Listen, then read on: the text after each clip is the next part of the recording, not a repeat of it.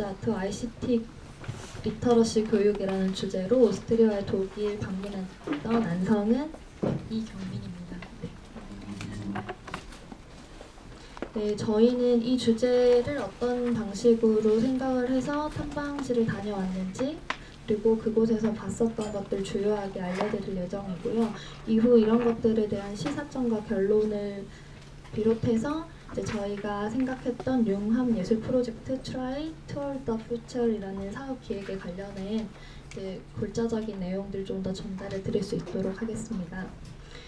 요즘 4차 기술혁명 시대 융복합 예술, 미디어 아트, 바이오 아트 등등 많은 키워드들에 대해서는 꼭 그 유관 분야가 아닌 분들이라도 많이 들어보셨을 것 같아요.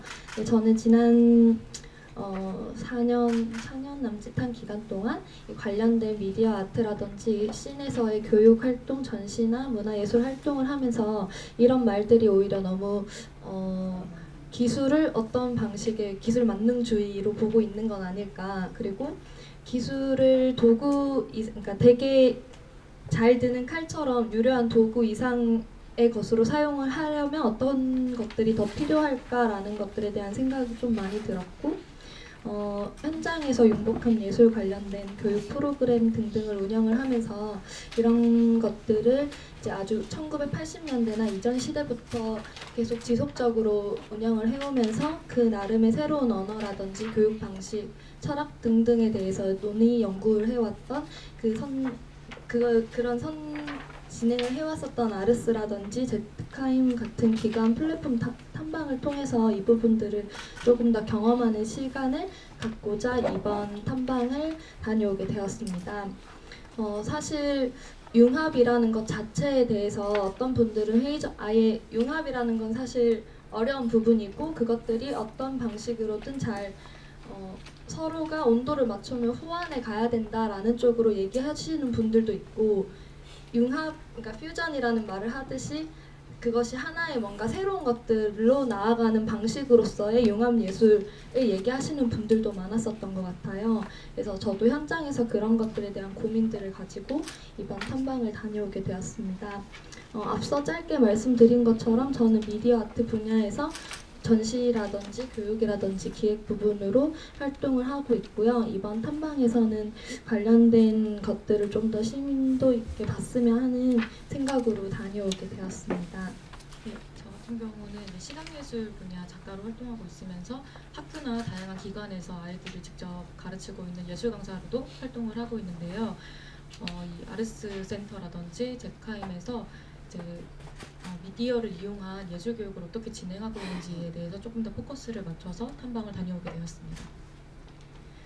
네, 저희가 9월 5일부터 9월 12일까지 이동 기간을 빼면 한 5, 6일 정도의 짧은 기간을 이제 타이트하게 운영을 하면서 다녀왔는데 우선 배경이 되는 현재 상황들을 조금 공유를 드리자면 많은 분들이 아시겠지만 2019년부터는 융복합 그리고 코딩 교육이 정규 교육과정으로 들어오게 됩니다. 이런 환경에 관련해서는 우리나라뿐만 아니라 영국이나 미국, 이스라엘 등 융복합 예술 혹은 이런 것들에 대한 발전 가능성에 대해서 조금 더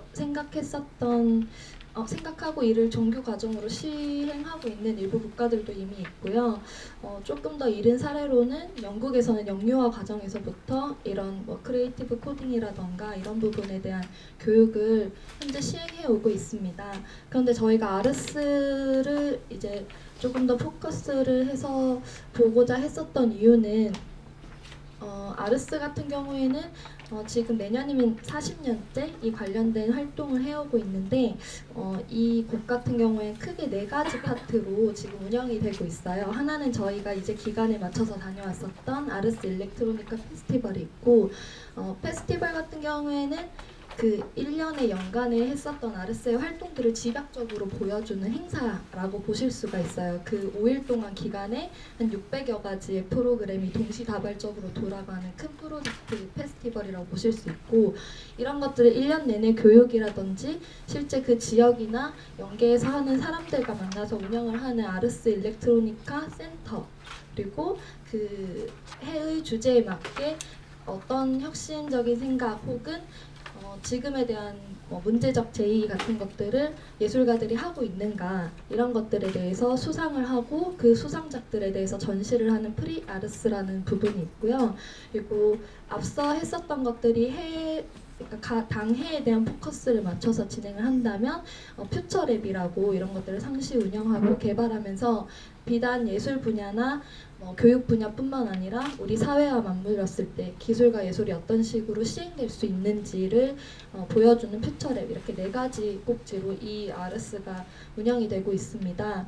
저희는 올해 오류 불완전함의 예술이라는 키워드로 운영이 되고 있는 페스티벌을 다녀왔고 주요하게 관람한 것들은 이제 영 제너레이션들이 이런 미래 기술이라든지 하는 것들을 어떻게 흡수 소화하고 있는지 이런 것들을 볼 수 있는 섹션들을 조금 더 중심적으로 살펴본 부분들이 있었고요.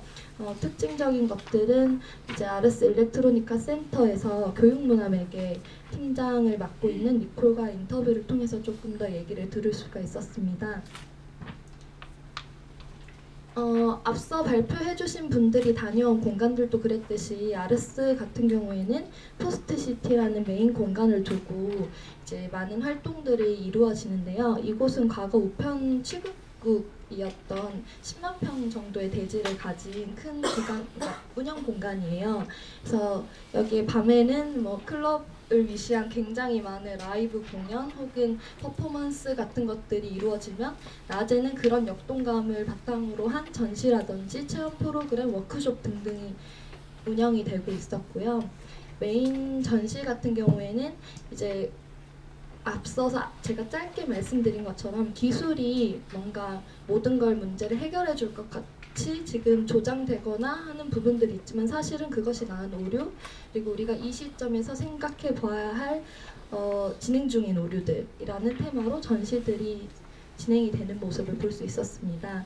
이제 메인 전시들이 조금 정제된 언어나 이런 것들을 가졌다면 갤러리 스페이스 같은 경우에는 좀 문제적 작업들이 많아서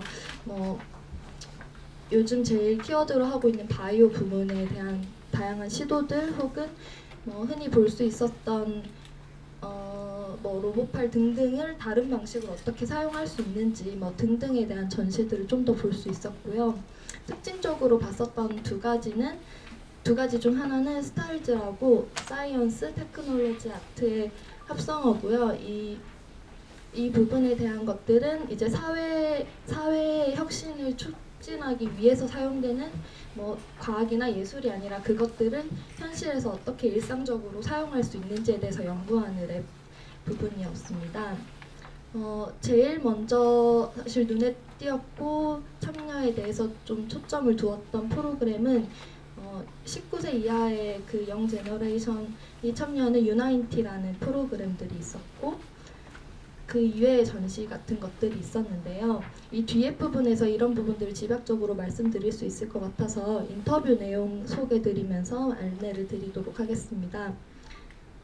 아르스에서 사실 좀 부러웠었던 거는 우리가 흔히 노래로 아름답고 푸른 도나우라는 얘기를 되게 많이 들었을 텐데 그 도나우 강을 끼고 있는 사무실 환경이었어요. 그래서 인터뷰하면서도 이제 이 아르스 센터가 그 도나우 강 바로 옆에서 이제 교통 편의 시설이 좋고 사람들이 쉽게 참가할 수 있는 환경으로 운영이 되고 있었던 그런 환경들이었는데요.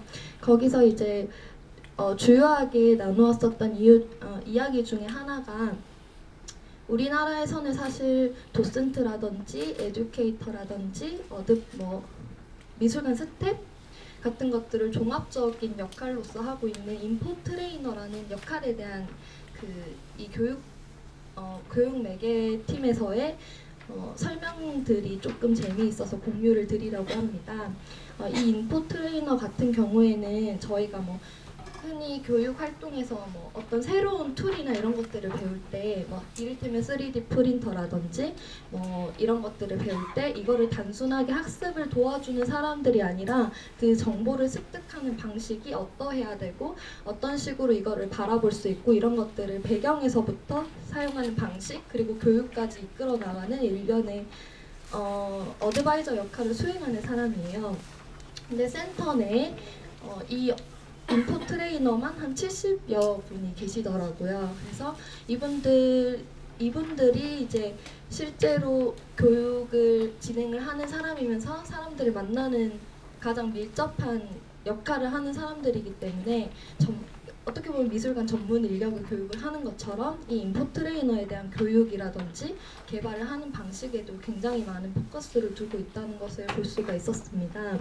실제로 저희가 이 센터 투어했을 때 만났던 이 텀이라는 인포 트레이너 같은 경우에는 VR 파트에서의 랩장을 실제로 한 7, 8년 정도 맡으시면서 가이드라든지 실제 그런 워크숍 같은 것들을 운영하는 역할로 오랫동안 활동을 하신 분이었고, 그 현재 저희가 인터뷰를 했었던 니콜 같은 경우에도 인포 트레이너로 시작을 해서 현재는 팀장까지 오른 10년째 활동을 하고 있는 분이셨어요. 그래서 그 당장의 기술 기획자나 아니면 어떤 매니저 같은 분들이 단순히 이제 기획이나 이런 것들과 분리해서 활동을 하는 것이 아니라 실제 현장에서부터 그것을 기획의 단계까지, 매니징의 단계까지 처음부터 끝까지 다 책임을 지고 경험을 해본 상태에서 이걸 한다는 점에서 이해도가 굉장히 다르다는 점을 발견을 할 수 있었습니다.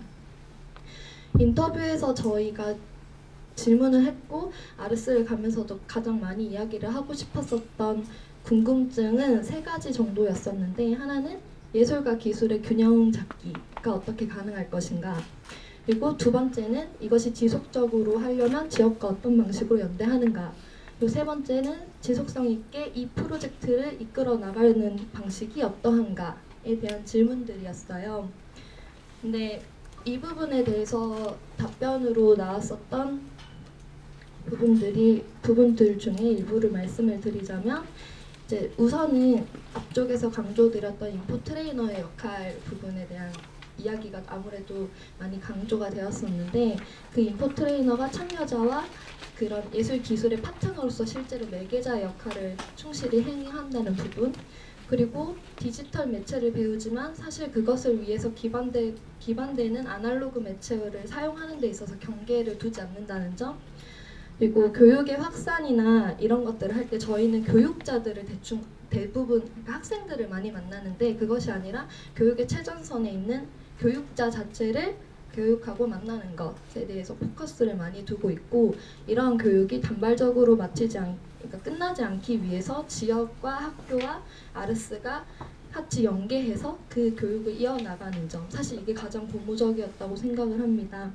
그리고 이런 교육 의무화가 가능할 수 있고 공간에서 이런 실험들이 자유롭게 운영될 수 있도록 24시간 개방 공간을 운영하고 재정 자립을 위한 연구나 이런 것들을 퓨처랩이 담당해서 이어간다는 점이 좀 인상적이었던 부분이었어요.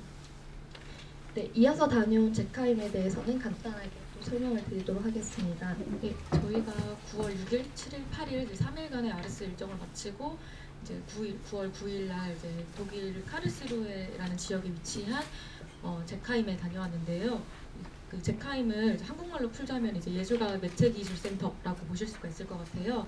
근데 제카임 같은 경우는 디지털 바우하우스라는 별명을 가지고 있을 만큼 세계 최대의 크기를 자랑하는 디지털 미디어 아트 종합기관이라고 말할 수 있을 것 같아요. 실제로 여기는 전시뿐만이 아니라 연구, 그다음에 교육활동, 컨텐츠 연구 등 다양한 활동들이 이루어질 뿐만이 아니라 뱀이라는 메이커 스튜디오도 구성이 되어 있는 정말 종합기관인데요. 여기도 아르스와 마찬가지로 옛날에 그 1차 세계대전 때 이용했던 군수공장을 활용한 공간으로 굉장히 규모가 컸습니다. 이곳에서 저희가 방문했을 때는 총 3개의 전시가 전시가 진행되고 있었는데요. 하나는 오픈코드, 하나는 아트 인 모션, 마지막으로 비터 해커 3가지 전시가 이루어지고 있었습니다. 이제 3가지 전시 중에서 이제 오픈코드에 대해서 조금 더 설명을 드리자면, 이제 오픈코드 같은 경우는 디지털 코드를 이용한 이제 사회 현상과 그 현상에서 발현돼서 새롭게 요구되는 행동들에 관련된 작품들을 전시한 공간이었는데, 이 전시 같은 경우는 이제 프리를 굉장히 강조를 해서 이제 와이파이도 프리 와이파이를 사용하고 있고, 직접 여기에서 모임을 가지고 사람들이 편안하게 전시를 관람할 수 있도록 티라든지 마실 수 있는 차 같은 것, 과일 같은 것, 소파 이런 것들이 굉장히 다양한 곳에 구성이 되어 있을 뿐만이 아니라 이제 사진의 왼쪽에서 보실 수 있는데요. 이제 직접 관람객들이 여기에서 탁구 게임도 할 수도 있을 정도로 굉장히 자유로운 분위기를 조성했다는 점이 좀 인상적인 부분이었습니다. 이제 두 번째로는 이제 아트 인 모션이라고 해서 이제 디지털 미디어 아트에서 주요한 100가지 작품들을 전시한 곳이었는데 실제로 정말 교과서에서 볼 법한 작품들을 실제로 만날 수 있는 게 좀 재미있었고, 마지막으로 이제 디터해커전에서는 이제 민속예술, 이제 포크아트와 현대 SNS를 통해서 사회 현상을 비교하고 일반인들의 SNS가 사회 현상에 끼치는 영향을 다룬 전시였습니다. 이렇게 저희가 아르스 일렉트로니카 센터, 아르스 일렉트로니카와 제카임을 보고 이제 생각한 것들, 결론을 한 3가지로 정리를 해보았는데요. 우선 첫 번째는 이러한 지속 가능한 공존을 할 수 있는 커뮤니티의 감수성이었습니다. 아르스 일렉트로니카 같은 경우는 저희가 페스티벌 기간 동안 페스티벌 패스를 착용하면 트램을 무료로 이용할 수 있게끔 한다든지 다양한 그 기관의 시설들을 전시 공간으로 활용을 한다든지 그 아르스 일렉트로니카와 지자체의 협력이 굉장히 긴밀하게 이루어지고 있음을 보여줄 수 있는 그 현상이랄까요? 모습들을 굉장히 많이 볼 수가 있었어요. 그뿐만이 아니라 제카임 같은 경우도 저희가 방문했을 때 굉장히 운이 좋게도 이제 카르스루에 궁에서 이루어지는 매핑 쇼를 관람할 수 있었는데요. 그 역시도 지자체와 함께 협업을 해서 그 행사를 통해서 많은 관람객들이 그 지역에 방문할 수 있게끔 하는 것도 굉장히 인상적인 부분이었습니다. 이러한 큰 행사들을 지속적으로 이어지게 할 수 있게끔 할 수 있는 것은 지자체와 기관이 굉장히 오랫동안 긴밀하게 협업을 하고 그 지자체가 기관에 대해서 충분하게 이해를 할 수 있음에 가능했던 것이라고 저희는 생각을 했고요. 두 번째로는 이제 재정 자립에 관한 이야기인데 아르스 일렉트로니카 같은 경우는 이제 앞서 설명을 했다시피 퓨처랩에서 60%에 달하는 120억 원의 그 재정을 스스로 자체 충당을 하고 있을 만큼 재정 자립도가 꽤나 높은 편이에요. 게다가 심지어 그 60% 이상으로 더 재정 자립을 할 수 있게끔 노력을 하고 있는 부분이었습니다. 마지막으로는 이제 조직원들의 그 가치관 공유인데요. 저희가 만난 아르스 일렉트로니카 구성원들은 이 조직을 굉장히 사랑하고 또 굉장히 자랑스러워한다는 모습을 볼 수가 있었어요. 이것은 그 조직원들이 그 센터가 가지고 있는 가치관에 동의를 하고 오랜 시간 그 가치관을 공유했기 때문에 가능한 부분이라고 저희는 생각을 했습니다. 네, 이런 것들, 그러니까 시사나 이런 부분들을 통해서 저희가 앞으로 어떤 사업들을 할 수 있을까, 혹은 진행하는 사업에서는 어떤 것들이 반영돼야 될까라는 생각을 바탕으로 이제 융합예술 프로젝트 Try Toward the Future라는 사업 계획을 생각을 해봤는데요. 여기 Try라는 건 시도해본다라는 말도 있지만 생각하고, 그러니까 Think Evolution with Young People, 그러니까 생각하고 혁신 혹은 새로운 것들을 도전한다, 그런 것들을 젊은 세대들, 여기서 젊은 세대라는 게 꼭 물리적인 그 젊은 세대뿐만 아니라 생각이 젊은 다양한 사람들과 함께 하고 싶은 프로젝트로 생각을 해봤습니다. 사업은 총 크게 3부분으로 구성을 했는데요. 먼저 교육 파트, 그리고 리서치와 아트랩, 그리고 이것들을 좀 발산형으로 놀아볼 수 있는 플레이 파트, 이렇게 3가지로 구성을 해봤습니다. 우선 앞서 잠깐 말씀드린 것처럼 융복한 미디어 콘텐츠에 관심이 있는 누구나를 대상으로 하고 있고요. 이것들은 파트별 성격이나 난이도 등등에 따라서 함께 할 수 있는 부분들이 다를 것 같아요.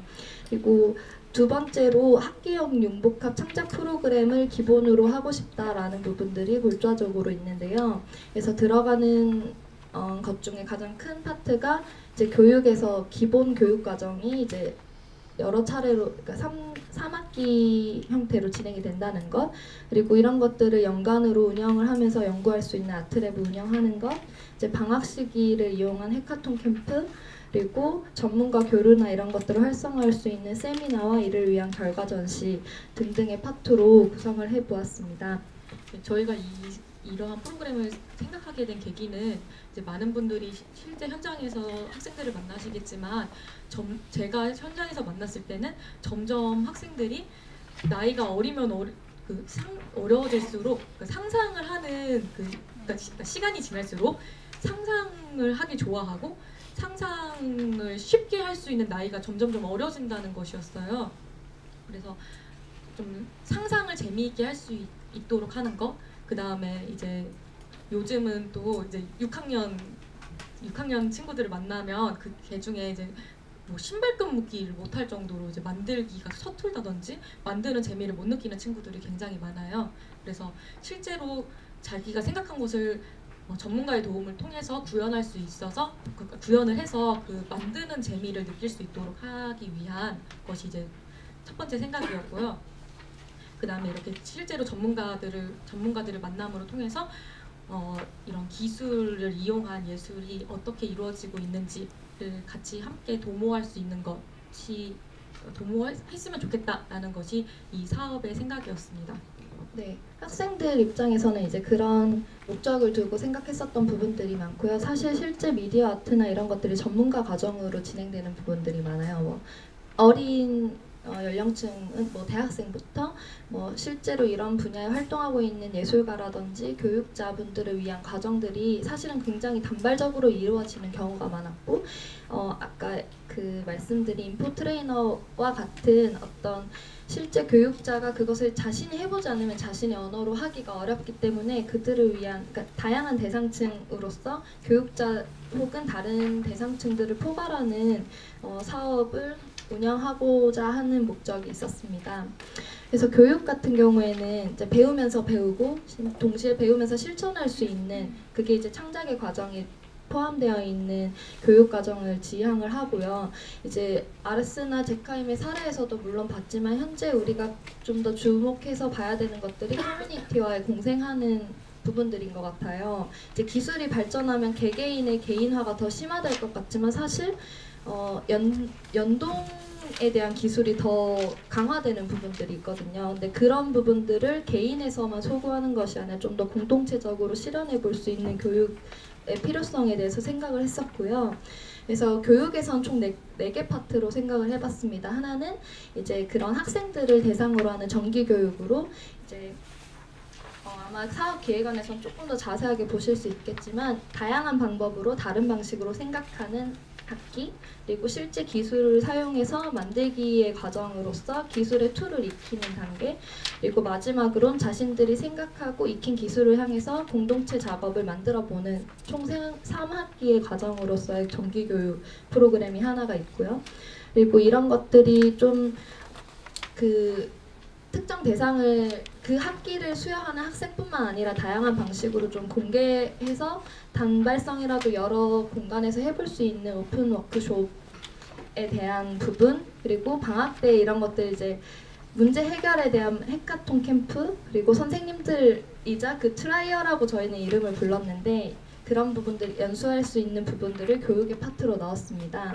그리고 조금 더 심화 과정으로서의 리서치 앤 아트랩을 생각을 했었는데 이 부분 같은 경우에는 그런 트라이어 교육을 가능하게끔 하는 교육 시스템을 개발한다거나 그 특정 기간 동안 운영되는 리서치 혹은 아트랩을 운영을 하는 것, 여기서 나온 결과물들을 뭐 전문가 워크숍이나 세미나의 방식으로 공유하는 것, 그리고 마지막은 1년에 이런 과정들이 맞춰졌을 때 그 조금 더 많은 사람들을 함께 참여해서 운영을 할 수 있는 전시 파티, 그리고 좀 더 확장해서 생각할 수 있다면 미디어 아트 페스타 같은 방향으로 운영을 할 수 있을까라는 생각을 해보았고요. 이런 것들이 사실 덩어리는 크긴 하지만 부분으로는 이미 각자의 현장에서 경험을 해보고 운영을 해봤던 경험들이 있기 때문에 가능할 거라고 생각을 했습니다. 마지막으로 이제 마무리를 하자면 사실 그동안은 아닌 척했지만 지식 기반의 사회로서 아직도 자리매김하고 영향력을 끼치는 것들이 훨씬 많은 것 같아요. 그러나 지금 다가오는 그리고 우리가 지금 접하는 세상은 창의력이나 상상 혹은 이런 것들에 대한 부각, 중요성 같은 거에 더 커지는 사회라고 생각을 합니다. 그래서 그런 것들을 준비하고 같이 동시대에 겪으면서 나아갈 수 있는 일련의 이런 사업들을 함께 하면 좋겠다라는 저희의 계획을 공유를 드리면서 발표를 마치겠습니다. 감사합니다. 이렇게 새로운 기술을 맞이하는 예술가로서 예술은 이 기술과 어떤 관계여야 하는지, 그리고 그렇다면 이런 바뀐 환경 안에서의 예술은 무엇인지, 무엇이라고 생각하시는지 두 분께 질문하고 싶습니다. 이거는 아마 어떤 부분에서 조금 다른 부분이 있을 것 같아서 짧게 같이 대답을 드리자면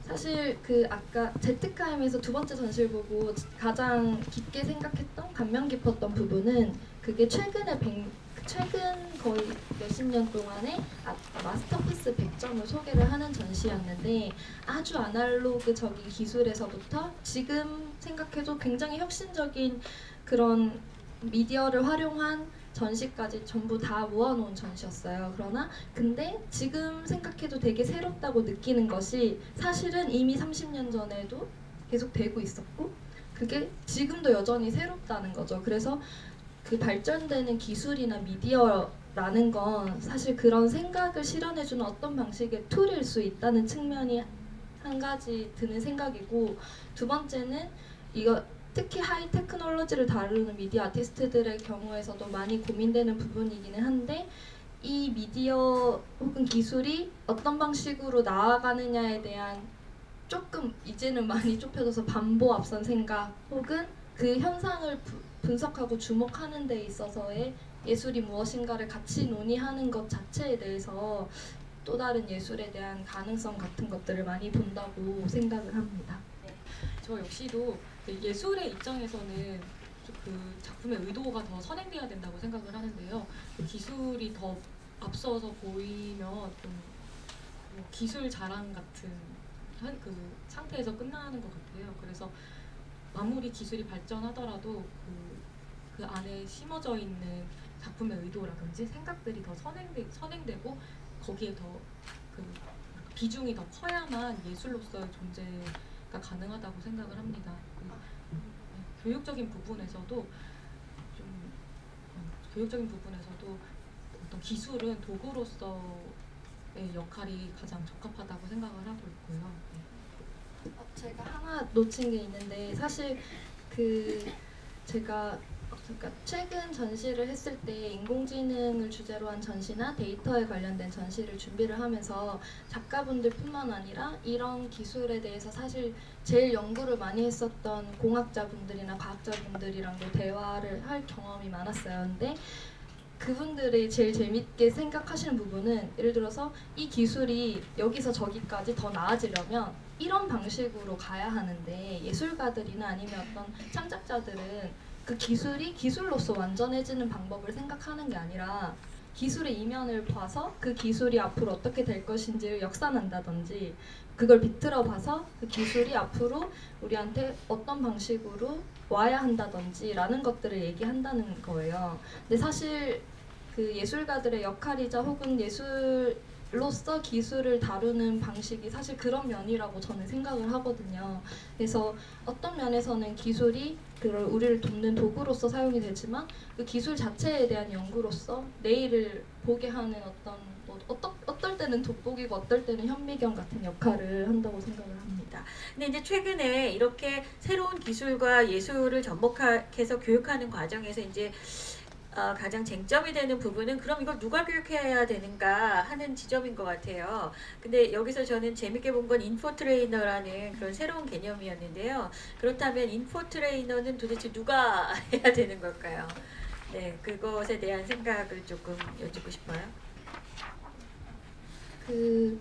인포트레이너 그때 이제 리콜이 관리하고 있었던 혹은 같이 이런 활동을 하고 있었던 인포트레이너 같은 경우에는 굉장히 다양한 분들로 구성이 되어 있었어요. 그래서 사실 기술을 전문적으로 사용을 하시는 그 분야 전문가 분들도 계셨고, 그리고 이런 것들을 학생들한테 가르쳐 주다가 본인이 흥미를 느껴서 좀 더 함께 하신 분들, 그리고 그 기술 사용자, 그러니까 학생의 입장에 있었다가 이걸 좀 더 잘 배우고 싶었던 입장에 있는 사람들까지 되게 다양했었거든요. 그래서 사실은 그게 누구여야 한다라기보다는 그거에 대해서 관심이나 이걸 실제 수행해보고 싶은 사람들이 가까워야 이걸 좀 더 능동적으로 할 수 있지 않나라는 생각을 해봤습니다. 왜냐하면 그 저희랑 같이 다녔던 그 톰 같은 경우에는 VR 전문가였는데 이 사람들이랑 같이 수업하고 하는 과정들에서 너무 즐거움을 느낀 거예요. 그래서 그 랩장을 내려놓고 이제 인포 트레이너로 활동을 하면서 전시라든지 워크숍이라든지 이런 쪽으로 좀 더 강화를 해서 활동을 하셨었거든요.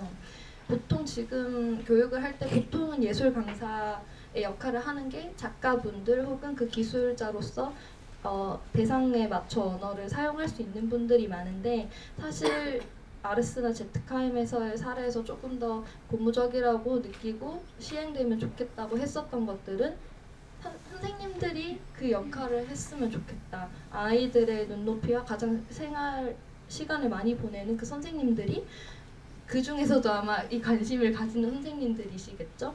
그런 선생님들이 이런 역할을 좀 더 강화했으면 좋겠다라는 생각을 했고, 린츠에서는 그래서 그 린츠 대학교와 이걸 하려면 선생님들이 이 과정을 필수적으로 들어야 되는 거예요. 왜냐하면 그 선생님 아이들은 이 눈높이에 맞춰 이 툴을 사용을 하는데 선생님들이 막 아직 독수리 타자 하듯이 이러고 있으면 안 되잖아요. 그러니까 그런 제도적 마련이 가능하다면 선생님들이 그런 역할을 하는 부분에 대해서 강화하는 부분들이 좀 더 좋지 않나라는 생각이 듭니다. 근데 이제 이미 나왔던 얘기를 조금 더 구체적으로 알고 싶어서 질문하는 건데요. 근데 이제 이게 기술하고 예술이 그 융합하는 과정에서 기술 종류도 다양하고 예술 종류도 다양하잖아요. 근데 이제 그것을 또 적절하게 또 그 융합이 될 때 이 가치가 좀 더 높아질 것 같아요. 그래서 현장에서 이렇게 갔다 오셔서 느낀 점이나 아니면 지금 하고 계신 작업 중에서 이런 것들이 어떻게 했을 때 간극이 메꿔질지 좀 이렇게 경험이나 이런 걸 좀 듣고 싶어서 질문합니다. 네. 아마 저는 그걸 기획하면서 운영하는 입장이고, 이것도 두 번 다 짧게 대답을 드릴게요. 저 같은 경우에는 제일 최근 사례로 말씀을 드리자면 지금 현재 성북문화재단에서 시각예술 파트에서 근무를 하고 있는데, 그 융복합 창작 캠프라고 방학 기간에 한 달 동안 운영을 하는 프로그램에서 이제 말하자면 여기 있었던 일령의 과정을 압축적으로 실행을 해본 적이 있어요. 근데 그때 이제 아까 말씀 주신 것처럼 너무나도 다양한 분야와 다양한 분야를 연계할 수 있는 또 다른 다양한 분야가 있기 때문에 그 분야, 그러니까 우선은 그 수요 조사라고 해야 되나요? 그런 부분에 대해서 먼저 선행한 부분이 있고요. 어떤 부분에 대해서 좀 더 배우고 싶은지 그 대상들에게, 예를 들면 VR 기술을 배우고 싶어, 혹은 이 지역에 대해서 좀 더 지리적으로 알고 싶어, 몸으로 체험해보고 싶어, 이런 욕구들이 있으면 이번에는 제가 네 개 구성으로 운영을 했었는데, 하나는 이제 VR 파트로 그 자신들이 경험한 공간을 실제 VR 가상 공간으로 실제 만들어보는 챕터, 그리고 두 번째는 퍼포먼스 내 몸이 어떤 공간을 지지하고 연결하는 도구가 되고, 그게 이제 그런 구글 매핑이라든지 이런 맵의 형식으로 매칭되는 방법, 그리고 인공지능 중에서도 음성인식에 관련된 부분을 이제 인공지능 음성인식이라고 너무 이미 어려운 것 같잖아요. 사실 시리 같은 건데, 시리의 되게 잘된 버전 같은 건데, 그래서 그것과 문학을 연결을 해서 인공지능과 함께 시기, 마지막 파트 같은 경우에는 만들기를 너무 하고 싶은 학생들이 많은 거예요. 그러면 디지털 그런 제작 도구를 활용을 한 상상의 전자식물원 만들기 같은 것들을 수업 구성으로는 했고요. 이것들을 실제로 이제 현장에서만 하기에는 부족한 부분들은 국립현대미술관에 있는 무한상상실 아트랩 같은 것과 협업을 해서 그쪽 이제 현장에서 경험할 수 있는 부분들을 만들고 전시와 파티 형식으로 마지막 클로징까지 하는 일련의 방식을 진행을 했어요. 그래서 그 다양한 다양한 분야 간의 융합 같은 부분들은 사실 출발 선상은 좀 더 다를 수 있을 것 같은데 그걸 경험하는 학생의 요구에서 나오는 걸 수도 있고 그 지금 현재 필요하다고 생각되는 지점과의 매칭을 저는 중심적으로 조금 더 보는 부분들이 있었습니다. 저는 아무래도 현장에서 일하다 보니까 다양한 어떤 사례들을 만날 수가 있는데요. 지금 현재 이제 내년에 앞서 말했다시피 코딩 교육이 의무화되다 보니까 이제 학교에서 그 코딩을 이용한 어떤 보드 게임이라든지 코딩의 약간 맛을 볼 수 있는 어떤 교육들이 학교에서 이루어지고 있는데 그 수업을 준비하시는 선생님들을 보면서 저거 되게 어려운데 애들이 이해할 수 있을까? 라는 생각이 드는 거예요. 그래서 그런 걸 보면서 그러면은 어떤 코딩이라든지 어떤 디지털 언어에 대한 재미가 더 선행돼야 되지 않을까라는 생각이 들다가도 한편으로는 그런 디지털 매체에 대한 흥미가 더 선행되다 보니까 아이들이 뭐 스마트폰 중독이 된다든지 이러한 부작용들도 일어나고 있잖아요. 그래서 좀 그런 지점은 저도 참 어렵고 아직도 고민되는 지점이기도 합니다만 우선 아르스 센터에서 진행되고 있는 재미있는 사례를 하나 예를 들어보자면 3D 프린터를 수업을 할 때 이제 3D 프린터 같은 거는 이렇게 적층 형식으로 제작이 되는 거잖아요. 그래서 그 원리를 설명하기 위해서 찰흙으로 직접 그 코일 형태로 코일 방식으로 이렇게 쌓아보는 그런 수업을 한다고 해요. 그래서 그런 아날로그 언어를 이용해서 디지털을 이해할 수 있도록 진행을 한다고 합니다. 뭐 그런 식으로 어떤 아날로그적인 기법을 이용해서 디지털을 설명하는 것도 디지털 교육의 한 방법이지 않을까라는 생각이 들었습니다. 없으세요? 네. 아무래도 이런 어떤 새로운 기술이 이게 항상 기술이라는 거는 단순히 그냥 기술이 아니라 그것이 바꾸는 우리의 몸과 생활이잖아요. 그래서 아마 그런 것들이 조금 더 지금처럼 기술 자체를 가르치는 것이 아니라 그것이 예술가들을 통해서 그것을 가지고 생각하고 또 자기의 생각을 표현하고 또 우리가 살아가는 관계나 태도나 이런 거에 대해서 같이 논의의 장을 마련하는 것이 그 예술의 큰 일이 아닐까, 큰 의미가 아닐까 이런 생각을 해봅니다. 지금 세 분이 발표해 주셨고요. 뒤에 발표에서는 또 바이오 아트로 비슷한 곳을 다녀오셨는데 바이오 아트로 또 체험하는 프로그램도 있고요. 또 그 외에 갑자기 생각 안 나네요. 네, 유아도 있고 유아교육과 관련된 것도 있고 연극과 관련된 프로그램도 있습니다. 계속 참가는 가능하시니까 보시면 좋을 것 같아요. 아까도 말씀드렸다시피 지금 대한민국의 문화예술 교육이 계속해서 정부와 국가가 주도해서 쭉 성장을 해왔습니다. 세계 어느 곳에서 보아도 우리나라만큼 이렇게 잘 성장한 곳이 없다는 평가를 받고 있는데요. 근데 중요한 건 이것이 앞으로 더 30년, 40년 지속 가능하려면 그거는 이제 국가가 하는 것이 아니라 예술가가 직접 해야 되는 일인 것 같습니다. 그래서 예술가가 상상한 것이 예술가의 상상이 이 문화예술 교육의 장을 더 확장하고 더 지속 가능하게 할 거라고 생각이 들고 다녀오신 분들이 말씀하신 것처럼 이제는 예술가가 아주 작은 단위에서부터 내 주변에 있는 사람들을 설득해가고 만나가고 이렇게 네트워크하고 파트너십을 적극적으로 만들어가면서 지원에 기대지 않은 자생적인 그런 문화예술을 만들어낼 수 있지 않을까. 그럴 때 또 지역과 예술가가 함께 성장할 수 있지 않을까 이런 생각을 해봅니다. 더 궁금하신 점은 쉬는 시간에도 또 이야기 더 나누실 수 있을 것 같습니다. 2시간 동안 시작하실 텐데 잘 경청해 주셔서 감사합니다.